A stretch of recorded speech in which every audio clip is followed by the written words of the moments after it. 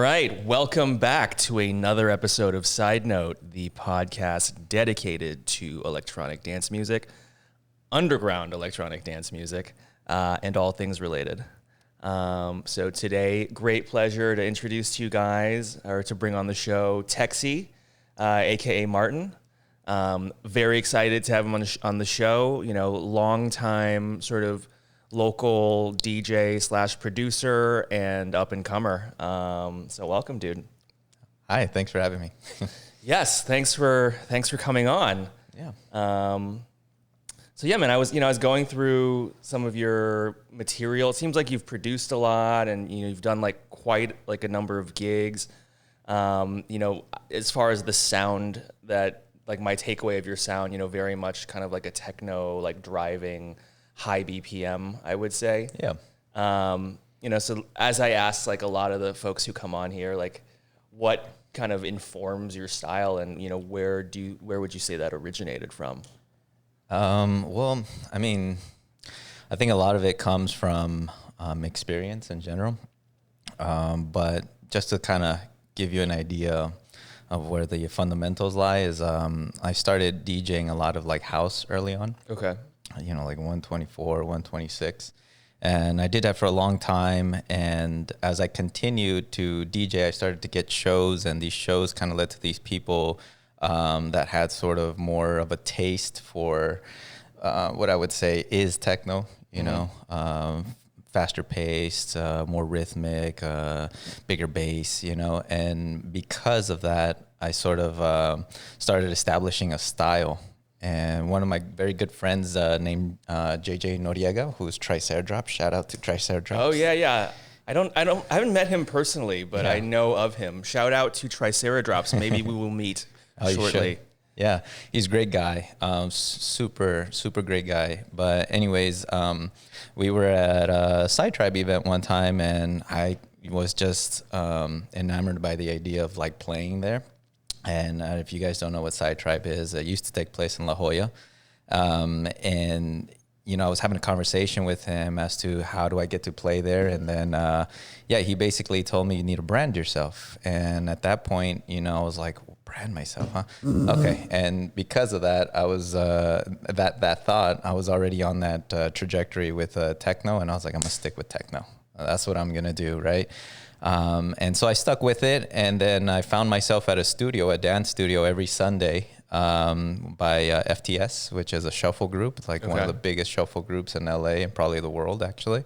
And they have a studio where every Sunday you just go and play and DJ, and people come and dance, and it goes on for hours, right?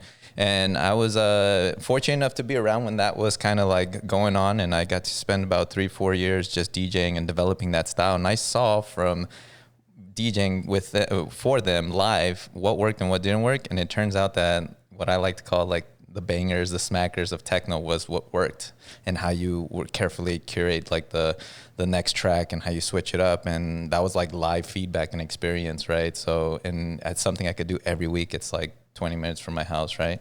So that really developed that Techsi style. Got it. Yeah.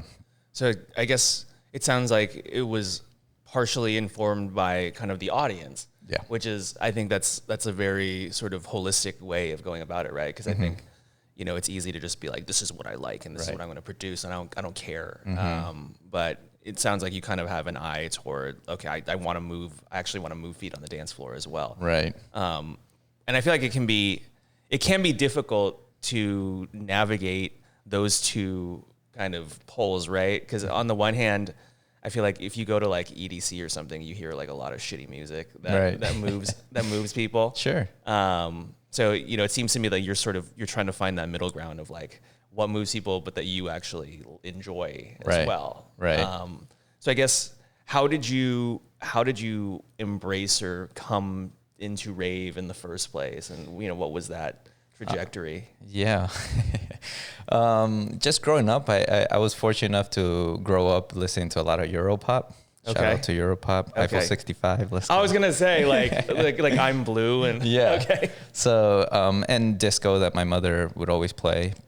So I was kind of already exposed to dance music, but Yeah, my housemate at the time, probably when I was like 21, 22, he was like a big Carl Cox fan. Okay. Yeah. Oh yes, oh yes. Oh yes, oh yes, yes. And I would just stand over his shoulder, every weekend and go to his room and just watch him play. And as he was playing, I was like, being very observant, and I'm like, oh, I can do that, or whatever the case may be. And then kind of a year went on, and then other friends of his would come over, and we would all watch.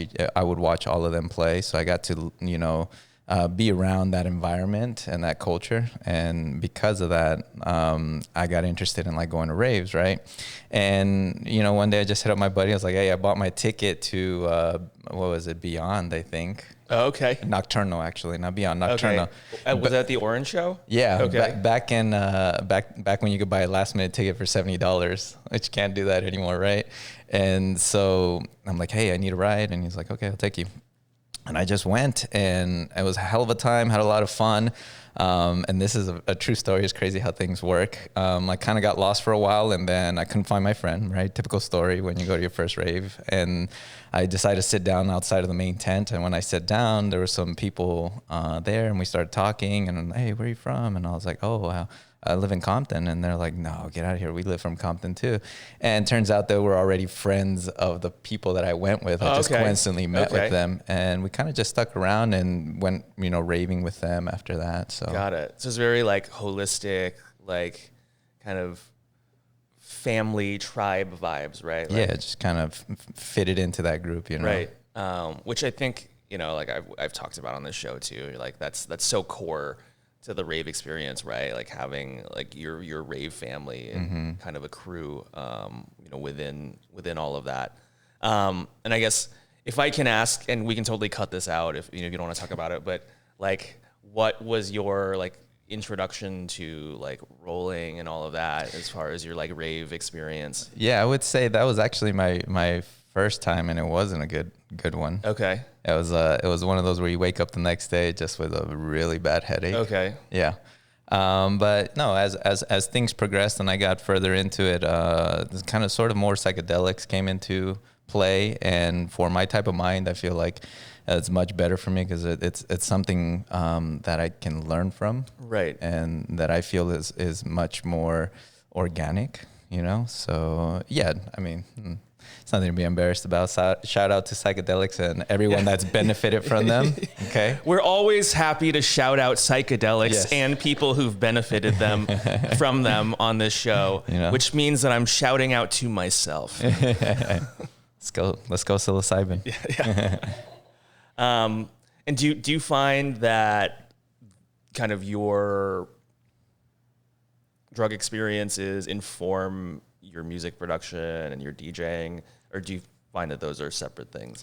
I mean, I suppose, as someone on the dance floor, it allows me to, experience music in a different way, right? Of course. So yeah, but on the other hand, I think, and this is sort of more deep, I guess, it's allowed me to navigate parts of myself that otherwise I wouldn't be able to improve. And some of that being my social skills and understanding and sort of like tolerance of other people. Yep. And because of that, as a DJ, it definitely has helped because I notice a lot of DJs are very egocentric. Oh. And because of that, they shoot themselves short when you're socializing and networking. Right. And I think I'm a very authentic person.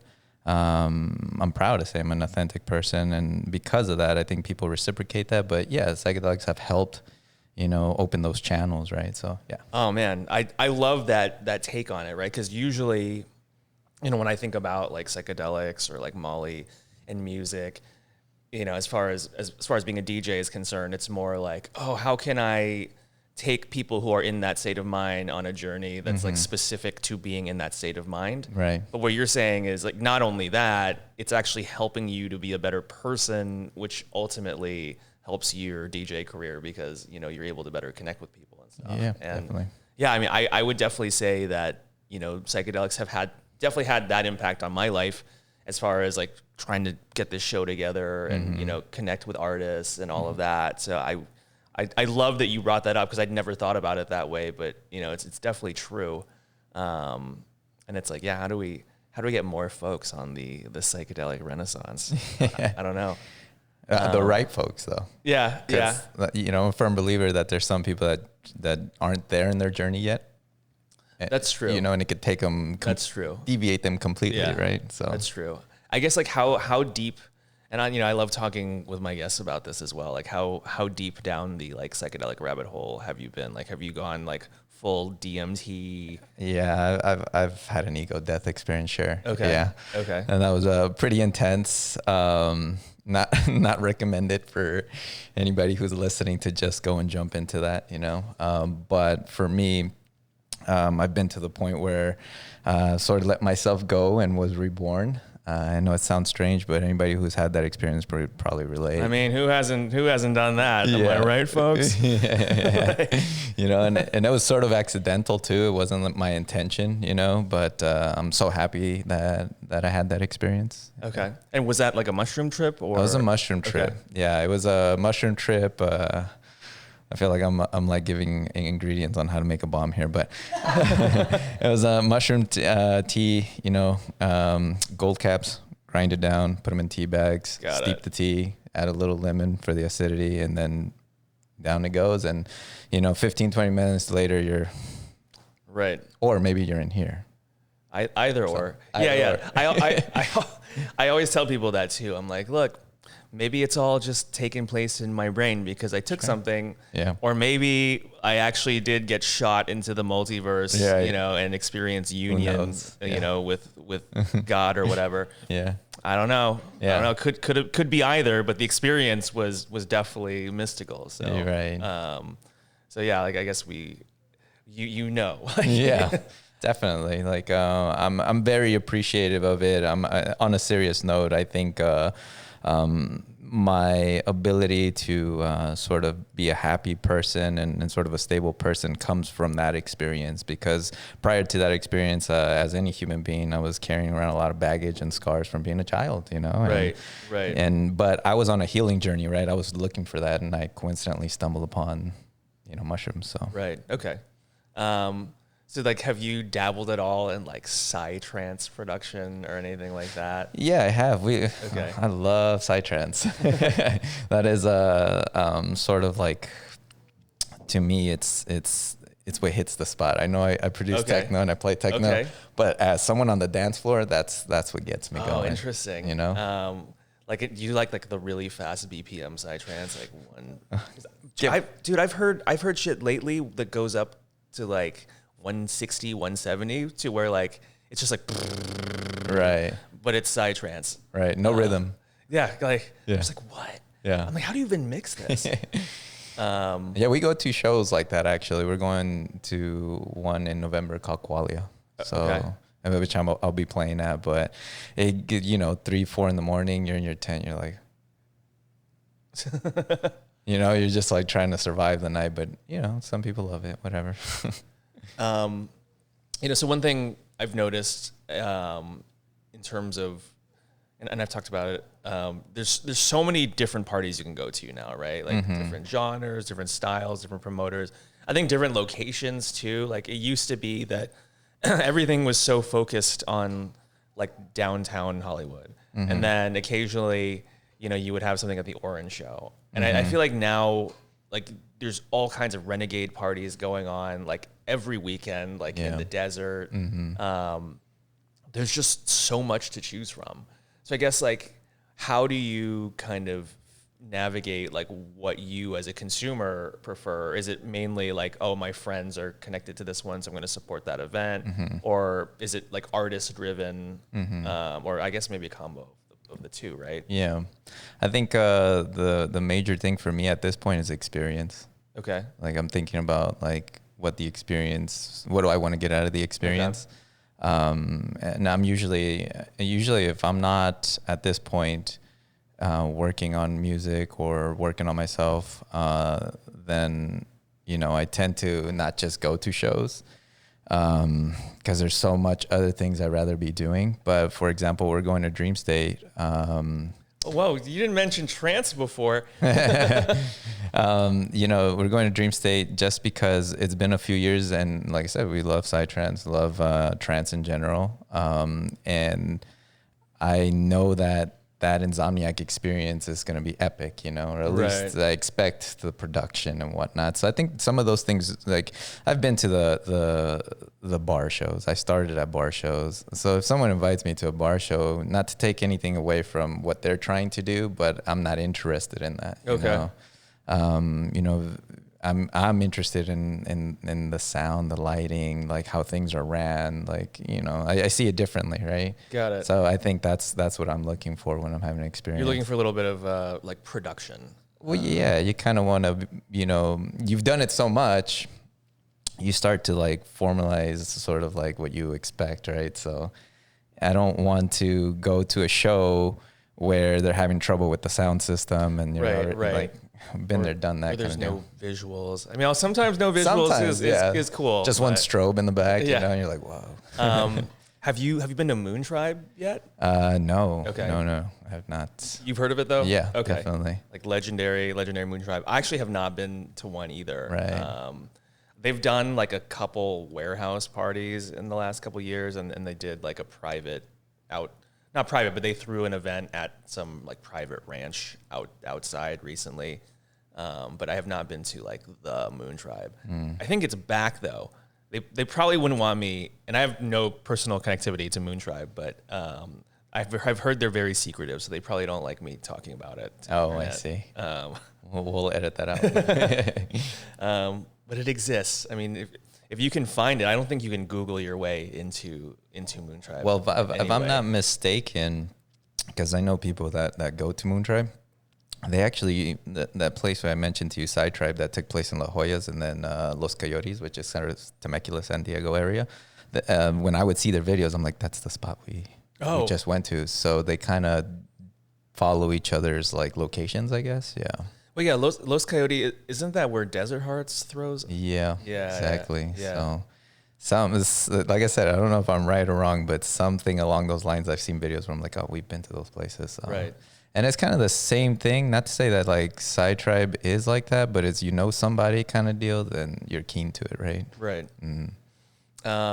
So one of the things, I mean, I haven't had that many folks on who actually produce, so it's really great, you know, that I can pick your brain here.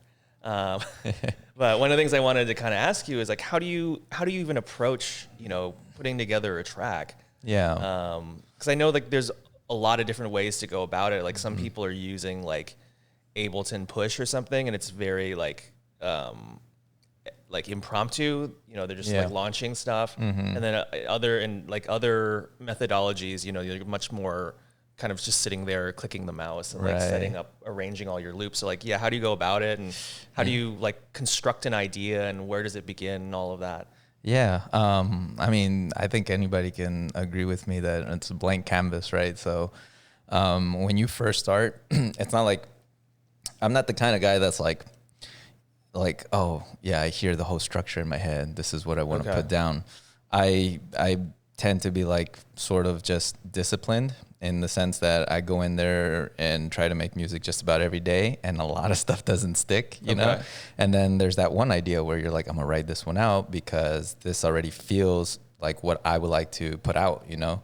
So I think that's the initial approach, is just to go and have fun and know your tools, right? Because that helps you sort of like stay on point. Because I think a lot of people fall short on finishing a track because they get frustrated because they don't know what the next step is, right?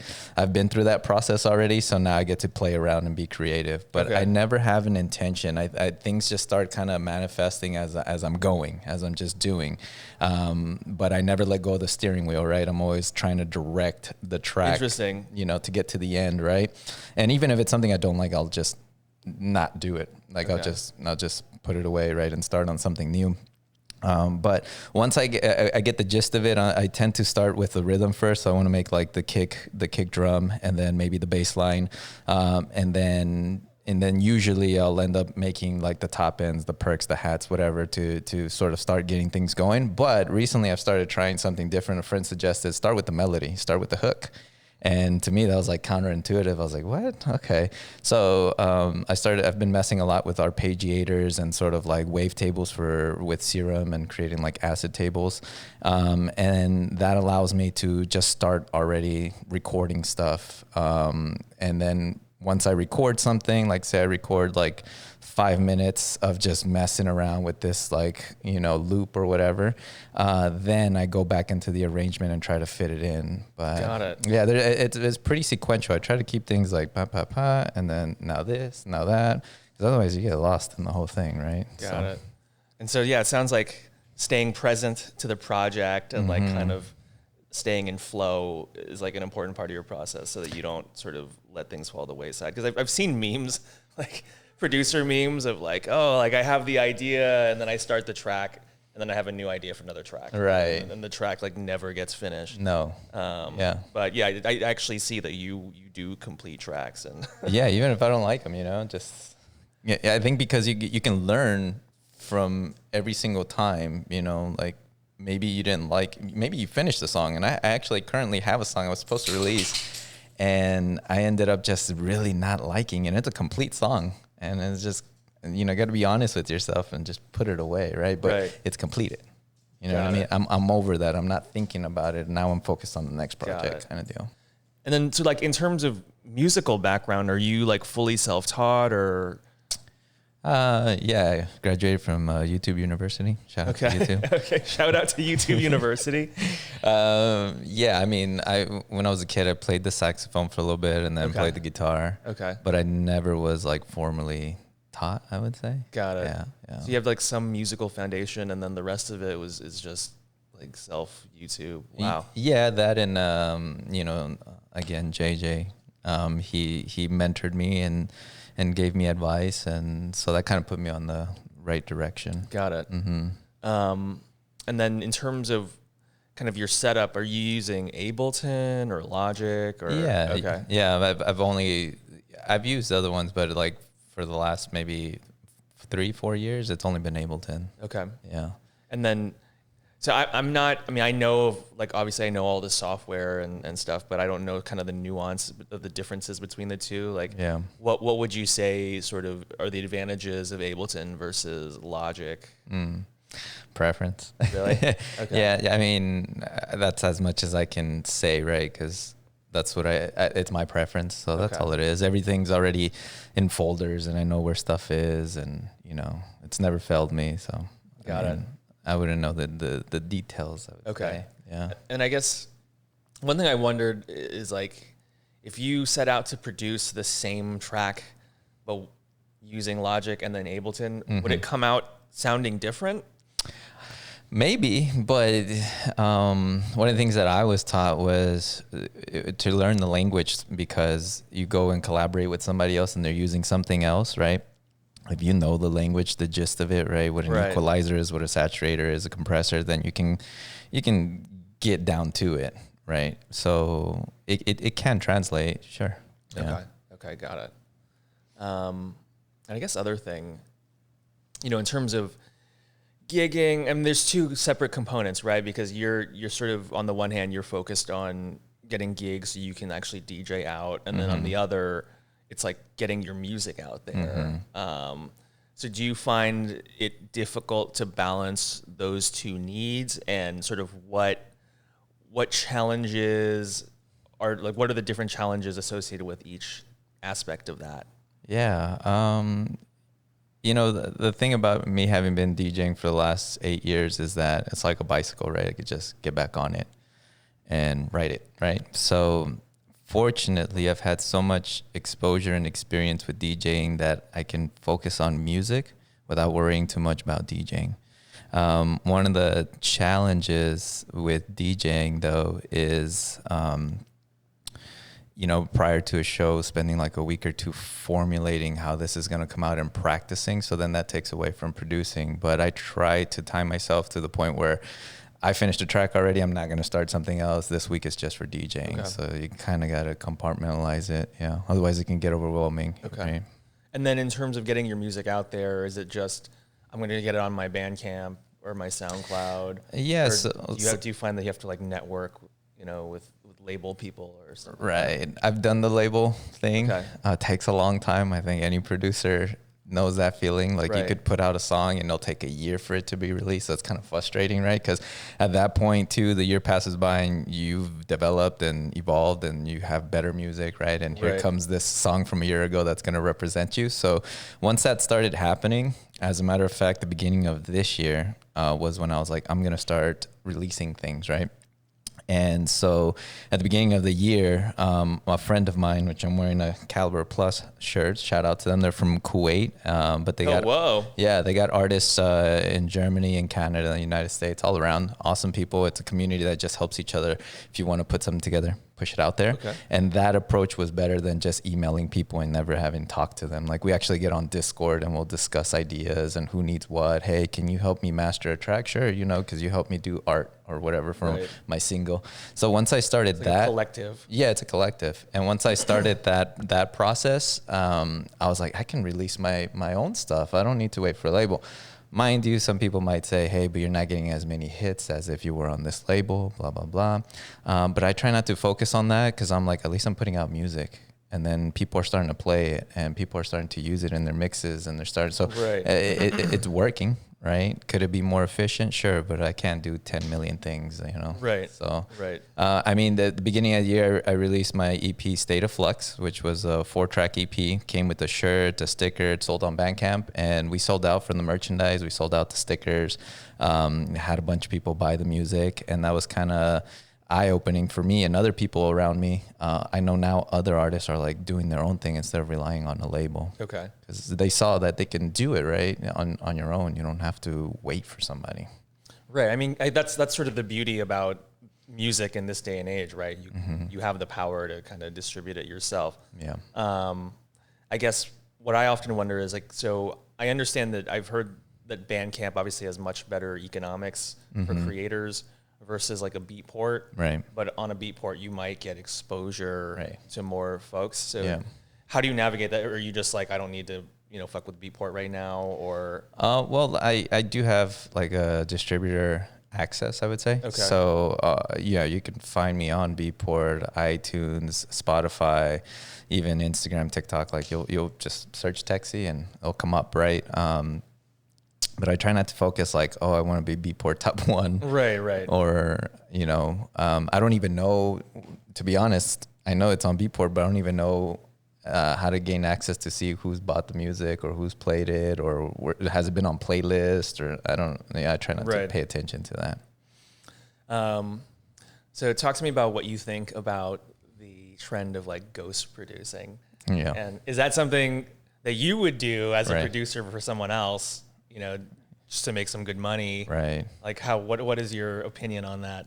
I barely have time for myself. So, Fair. I have some friends that are interested in doing it because, Really? you can sell the track for $200-$300, right?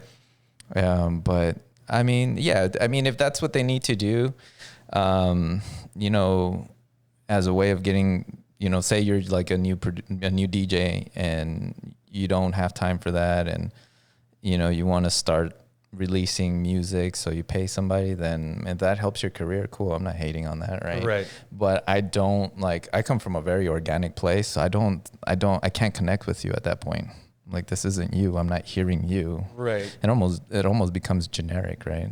Because that guy, or girl, whoever's producing for you is trying to do what's going to be the hit, right? So, I mean, cool, but not for me. Yeah, you're just making kind of pre-formulated sounds. This will fit into an Afrojack set or whatever. Right. I mean, some guy was probably like loop, record, send. Are the fees really that low though? Like $200-$300, and then Calvin Harris suddenly owns your song. Not to suggest that he uses a ghost producer. I don't know. But yeah, like, so a song can become like a big top 40 and it was bought from a ghost producer for like $200-$300. Is it really that like disproportionate? There's more expensive tracks to buy, from reputable sources, right? Okay. But if you're just a guy like starting off, you can't charge that, right? Right.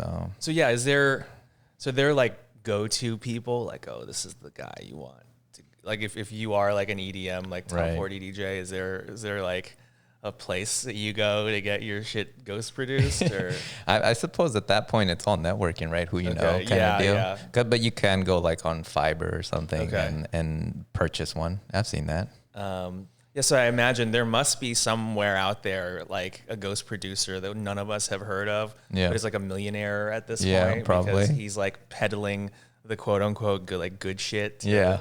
like the whole like EDC lineup. Yeah. I mean, I feel like I've read a few articles about that, like in Mixmag or RA or something, but you know, everyone's really coy about it, right? It's just like, it's like a dirty secret that nobody wants to like. I think it would be embarrassing if you're way up there and it's like none of it's ever been yours. Because at that point, I feel like you're missing the whole idea of being an artist is to challenge yourself, evolve in front of people, right? Be vulnerable in front of people, make mistakes in front of people, and then people following you along that journey. So, I mean, if it's all false and it turns out to be false and everybody finds out, what was it really for? Right. The money? I mean, so like, I don't know any DJs who, I don't personally know like what DJs are like this, but I have to imagine there's a ton that are just in it for the Instagram follows, like the groupies, like the travel, and, you know, aren't really about the artistry at all. I mean, I don't want to point fingers, but, you know, perhaps like a particular like cake throwing DJ. Yeah. Yeah. I mean, that's what you're left to assume, right? Because that's all we're doing. But I'm sure, I mean, I know a little bit of that person's history, and they worked their way up, starting in Santa Barbara. And, that's true. You know? Somebody told me that they were like a legit, I mean, we're talking about Steve Aoki, all right? That he like started off as like a like legit like underground kind of like techno one of the DJ. First guys to start mixing like some rock with EDM. Okay. Yeah, that's kind of what he was known for. So. Got it. Yeah, and then his Dimac used to put out like really kind of like interesting like indie dance kind of electro stuff. Yeah. And then all of a sudden I remember like around 2011, 2012 it was like, oh wait, this is different. Right. I think he recently announced too that he's gonna start producing techno. Yeah, I know some people got heated up on that. I was like, come on, redirect your energy. Let the guy do under the name like Ninja Attack. Yes, something like that. Like, yeah, I mean, so I ain't mad at Steve Aoki and Ninja Attack / Ninja Attack for getting back on the techno train. A lot of them are doing it right. Like, so Calvin Harris has Love Regenerator, which I think is like phenomenal shit. Also, did not know that Calvin Harris is actually not that guy's name. Right. So it's just an alias. So he's like, Calvin Harris is his like EDM, like shit music alias. Yeah. And then he has like his techno alias. Oh, he's a legit producer. Yeah, he's like super legit, super talented. But I think at that point, like things get sort of obscure, right? Like you're thinking, oh, this guy can't be real because he's up there. But no, some of these guys are like, you know, the legit producers, they know their stuff. Yeah. So I really like that for him in particular though, like that, you know, it's like an alias. It's like a performance art piece. He's like, it's actually not who I am. It's like, this is like just some stuff I'm putting out. I think Geta has done, I think he started too as like a legit techno he still guy. is, yeah. Yeah. I mean, no shame in my game. I watch his production tutorial sometime. And I'm like, it's basic stuff, but I mean, it's good. I mean, he's really good. doing it. He's really good. Yeah. Like there are a lot of like really good producers, I feel like, who maybe, you know, the stuff they put out is maybe not like my particular cup of tea, but I'll see the way they go about it. I'm like, oh, there's definitely like talent there. That was like when DJ Snake did his Cardi B, like coronavirus. Oh yeah. You can see that? Yeah. I was like, it's so good. It's so good. All right. Just to let y'all know, we're having a little technical difficulty. So, you know, our conversation thread may begin somewhere completely different. That's all right. The show must go on. So I think, you know, we were kind of talking about ghost producers and kind of EDM DJs who are also good producers. I guess, you know, I'm just going to segue that into, you know, you as an artist / consumer, like what are some of, or who are some of the names that like inspire you and that you follow closely? A lot of local people. You know, to be honest, I'm not someone that's easily impressed, and not in a way like, oh, you don't impress me. People are amazing. Right. I just keep to myself. Okay. Yeah, I don't like idolize anybody. But with that being said, I think a lot of the local guys that I look up to, I'll say it again, JJ, and he's someone that's been very inspirational to me. I follow what he does. His sound inspires me to want to do better every single time. And then we have other artists from like the Caliber Plus, DVDV, who just released like a completely ambiance type of album, which inspired me because I'm like, the soundscape is just beautiful, right? So I think I draw inspiration from all kinds of different artists. None of the real big ones. Like I will say I draw inspiration from like the energy that perhaps maybe like Carl Cox brings to the crowd, right? He's sort of a performer, so I want to embrace some of that. Right. Guys early on like Joseph Capriati, maybe even Adam Bayer back in the days when I started. But as I continued to go down the rabbit hole with that type of music, I think I found that more of the local guys, Julian Earl, Rebel Boy, those guys are like doing it, right? They're grinding it out. And I think that's what attracts me. I'm like, oh, we're right there, right? We're next to each other. These bigger artists, I can't really relate to them. I'm not.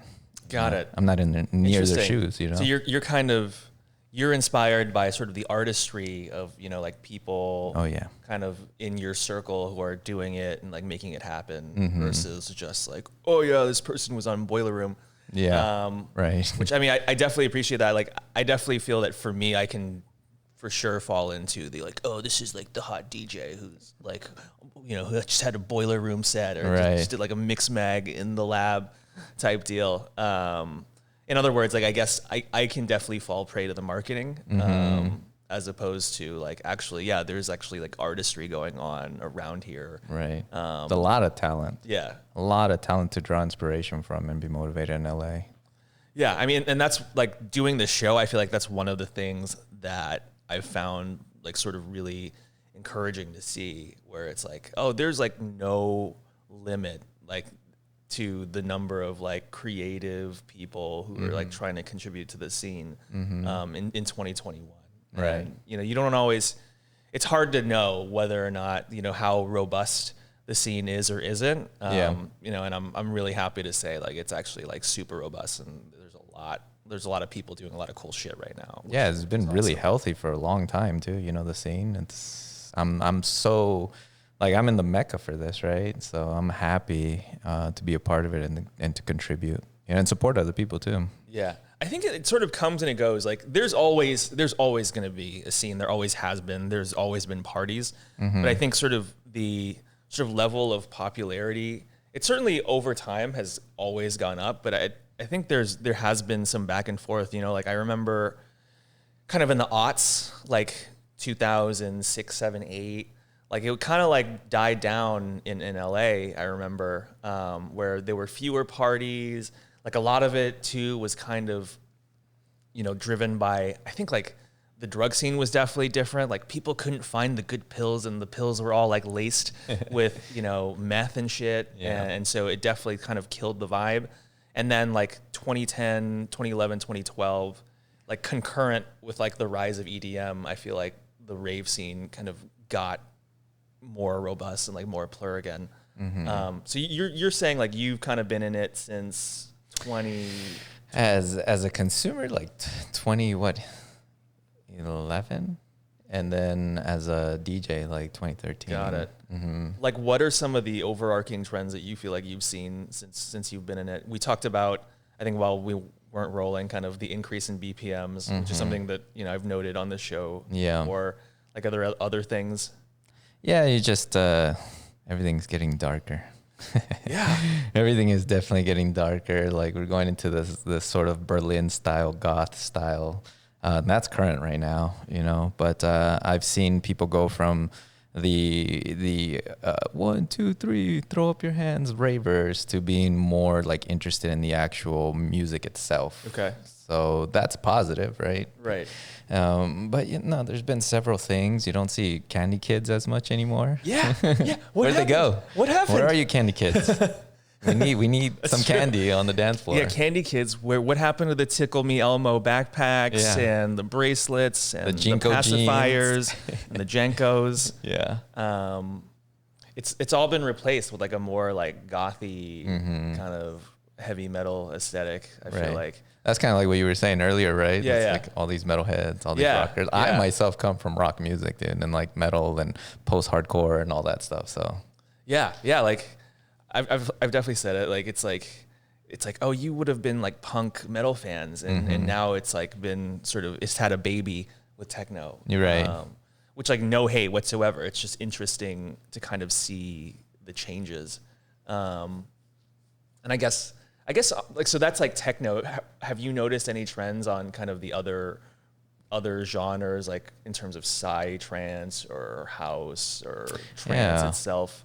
Bunch of quote unquote woke people all of a sudden that had one psychedelic experience. And, Oh, yeah. you know, that sort of has been a trend, right? That's definitely like a thing too, in like burner culture parties, where suddenly everyone's like, oh, I'm super conscious. Right. But no one's ever truly woke, okay? If you say you're woke, you're not woke, okay? Act it. Don't just say it. That's fair. It's a it's a walk the walk, not talk the talk. Yeah, and it's situation. a never-ending journey, right? Yeah. It's like And that too. It's a work in progress situation, not like I've arrived and I am enlightened. It's like, yeah, it's like the same people that are super eco-friendly and then they go pump petrol in their vehicle and, you know, they're, you know, it's like, it's hard, right? You know, there's parts of you that aren't complete to the idea. And yeah, I mean, that's just trend too, right? Yeah. Yeah. I mean, I feel like on that, it's just, that's like part of like navigating like societal life, right? Like of how to be like sustainable, even though you live in a like culture that's all about like consume. Right. Produce or like create waste. Yeah, oh man. Like, I feel like we had so much good conversation that like while we're not rolling, that it's like I'm like trying to like conjure it back. Yeah. But so yeah, like, so you're mainly sort of local artist driven. Oh, and like, I guess in terms of kind of growing your profile, you know, and I've had this conversation with other folks. You know, it almost feels now like in order to be a DJ or, you know, to get gigs, like you have to be a social media influencer on top of, you know, doing the DJ thing. Yeah. Like, I guess for you overall, do you find that that's just kind of a neutral trend, or is it like this is necessary, this is the world we live in, or is there like a little bit of like, I wish I didn't have to do this? All of that, you know. So John Digweed, who, all hail, one of my like DJ heroes, he said in interviews that, you know, when you book him, what you're paying for is the travel and the accommodation, like, and his time to do that. But the actual like DJing is for free. I mean, I don't know if that's actually what it says in his contract, right. But I like the idea of like, he's basically saying like, oh, I would do this shit for free all the time because I love it. I do make a living. So, you know, the way I see it is that you're just paying for my like room and board and like the time it takes me to get there. And yeah, I like that thought. Yeah. I mean, it's also a nice like sentiment based on his experience, right? Because people don't realize this. Like, I was just going through my Beatport the other day and I have 54 pages. Each page has about 20 something tracks on it. Each track has cost me maybe $2-3. Like, that's a lot of money over the years. It's not cheap, right? And then, you know, on the production side, the equipment, the plugins, whatever monthly services you're paying for, like Splice or something, that all adds up. Fortunately, I have a career outside of this to support all of that. But if you're not even making, you know, some scratch to, you know, pay for the tracks you just purchased, I mean, it can be a burden for some, and they're struggling to, you know, keep, you know, their normal life afloat and then keep the DJ life afloat. And people don't realize that it's not cheap. Yeah. It's not cheap at all. I mean, go and buy yourself a Pioneer mixer, right? Yeah. You're going to spend thousands of dollars and like you don't even get the $6,000. CDJs. Yeah. You still got to invest in that, or the MacBook that you need for production. Like, I mean, you're quickly racking up money. And, you know, so if you feel you have value as an artist, as a DJ, and be real about it, you know, I got a year in this, you got to pay me. No, you know, be real about it. Then you should be proud of that, and you should start letting people know, hey, this is how much I'm worth. And if you don't agree with that, then the next group probably will, and so forth. But not in an advantageous way where I'm like, you got to pay me, right? It's like, no, this isn't cheap, you know? You want me to perform high quality, top level every single time, then there's some money that needs to be made for me to continue to be able to do that.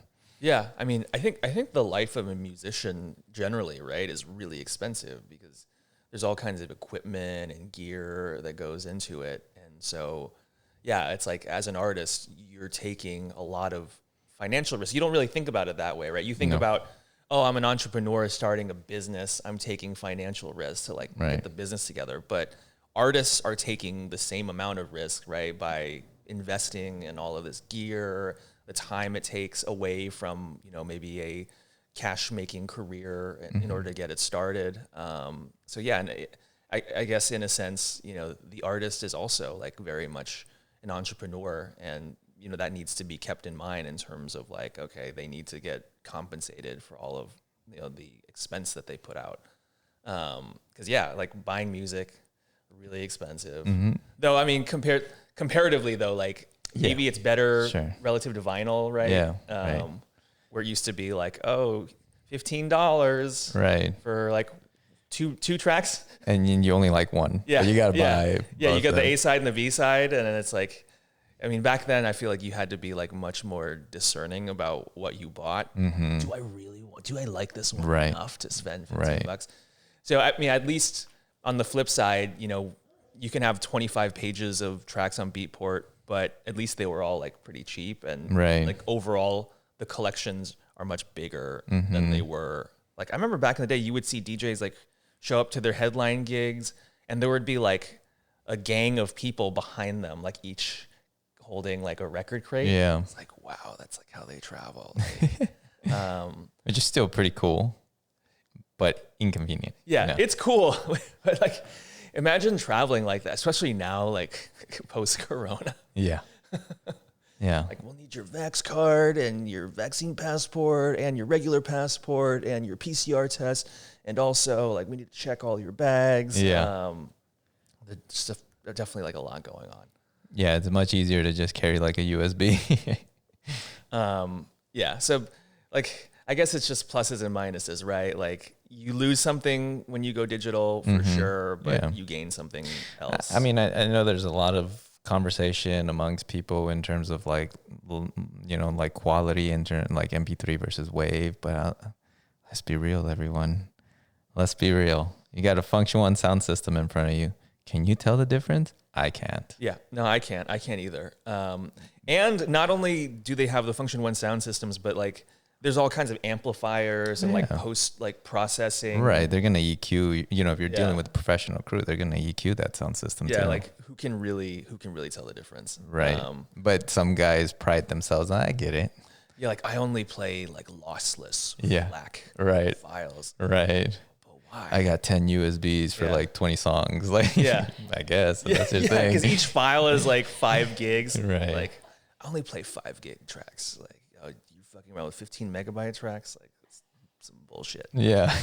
I mean, it's like whatever helps you streamline the process and do it right. No, that's all that really matters at the end of the day. Totally.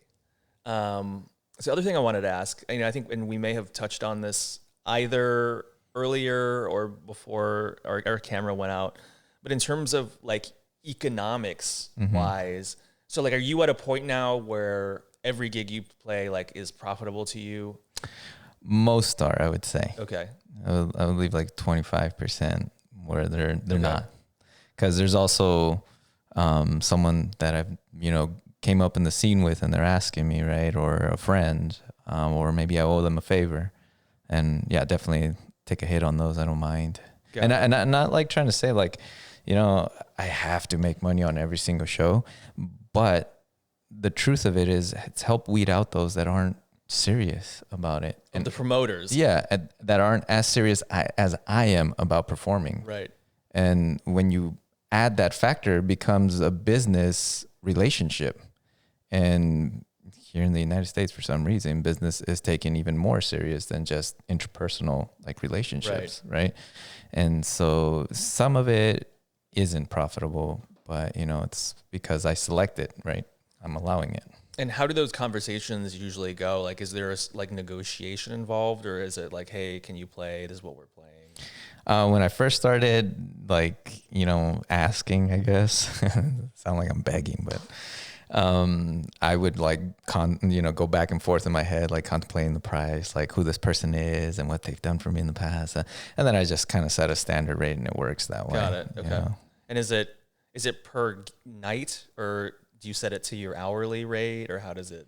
It's per night, it's Okay. for the set, I'm not going to be like, oh, it's an extra $50 for the extra 30 minutes or something. Right, I'm not right. like a wedding DJ or something. Right. But 4-hour extended set's going to cost you more, bro. yeah, and it's not a whole lot of money either, but it's enough to like help continue, the whole thing, whether it be buying music or new plugins or whatever. Yeah. I mean, I think, as an artist, I would imagine if just to get to a point where you're breaking even on like what you're putting out, right. You're kind of happy. I mean, promoters talk about that all the time, right. where it's like, do it for the love. And if they can just recover all of their expenses, they're happy just to get a party together. Oh, yeah. And then like, here's a little tip, I suppose, from my experiences. If you come across a show that isn't willing to pay you, but you've seen some of their footage, or you've been probably to one of their events before, and you see that there's tons of new people that you've never met, that's what you're getting paid in. Exposure, right? So get your camera, get your little GoPro, get your friend to come with you, get some content out of it. That is worth more than any money they're paying you, especially nowadays, because you can then the next day or the day after that, whatever, show that you did this thing, right? And you did it at this level in front of this many people, or with this particular artist before you or after you. So not all of it is monetary, right? Not all of it is about money. Right. It's how you view the whole experience and how you're gonna be able to take away from that, so you can show it to the rest of the world that or the rest of the people that didn't go. So right. No, I feel like that's super sage advice, because a lot of the folks that I've interviewed on this show, they're really good about, if they do something, they play somewhere, they're good about like getting like really good footage or pictures out of it and then pushing it out. And I think overall that sort of enhances their brand, because you see like, oh, that party looked really cool. Right. They look really cool, like right. on stage, like the whole thing. And like, oh, so and so was also on the lineup right. at the same time. I feel like that's like you mentioning that is like particularly like very like 2021 advice. Yeah. It's like very like of today, because it's definitely like shit that like I feel like back in the day you wouldn't think about. No. I mean, there wasn't any social media, right? So yeah, like what were you doing? Like you were burning CDs, right? And just like papering the town, like, which in retrospect seems like kind of sketch in like the new like cybersecurity era, like where you could like embed.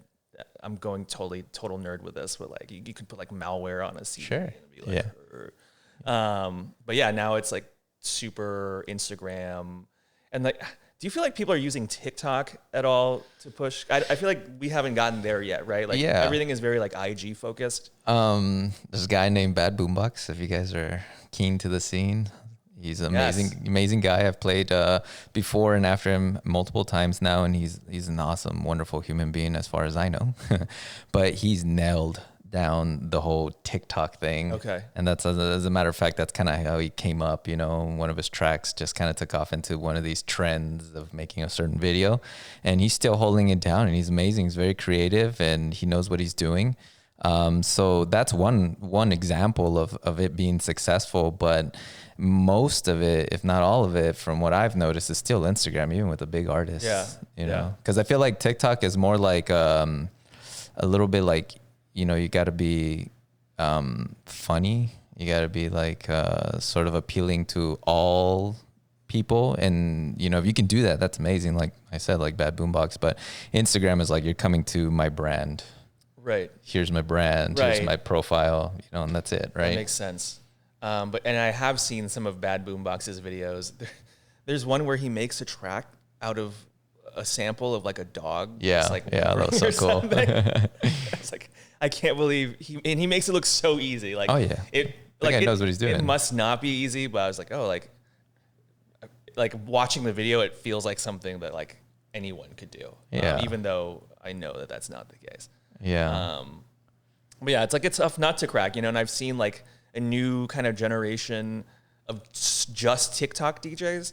It's like, they don't even really gig. It's just like videos of like people like DJing on TikTok and like creating a following just through that. Right. Like people who like watching them on TikTok. Right. Which is like total like mind blowing to me in terms of like, oh, like you don't even have to like gig anymore. It's just like, and you don't even have to play the whole set. Yeah. Like here's a 15-second clip of me basically standing behind a mixer. Right. And it's all just like that on TikTok. But you know. Yeah, if it works for you. Yeah. Like earlier when you asked me about how do I feel about like, I think you told me 3 things with social media, like, and one of them was like, do I feel like I have to do it? Yeah. I mean, yes. Like sometimes I'm sitting there after 3-4 hours of working on music and I'm like, well, I have to make a video with this track in it. Maybe even just me like fist bumping or something, but because otherwise people don't know what you're working on. And it's important to work in silence, right? But it's also important to like engage with the people that are following you and show up on their feed essentially like, oh, this is something new. Especially leading up to a show, right? You kind of want to hype yourself up. So I do feel like I'm forced. I'm not the best at doing Instagram stuff, but I think the people that do follow me see that it's pretty consistent and it's organic. Sometimes I'm in my robe in the morning, you know, with a coffee, and I'm still sharing that. And I think it's more relatable to most people that are in the same situation, right? So I try my best, and I try not to let too much time go by without doing anything on social media. But, you know, if I had the mind that like Bad Boombox has, you know, I don't know if you guys know, he's a graphic designer, right? So Okay, I did not know that. Yeah. Okay. He's keen to knowing how to work a green screen and how to design and do all that. And that stuff is super important to be a DJ right now. You know, it's like you need all those tools to sort of create this character, this persona. And people want to buy into that, right? They want to feed into it. That's more popular. That's way more popular than just being yourself nowadays, unfortunately. Right.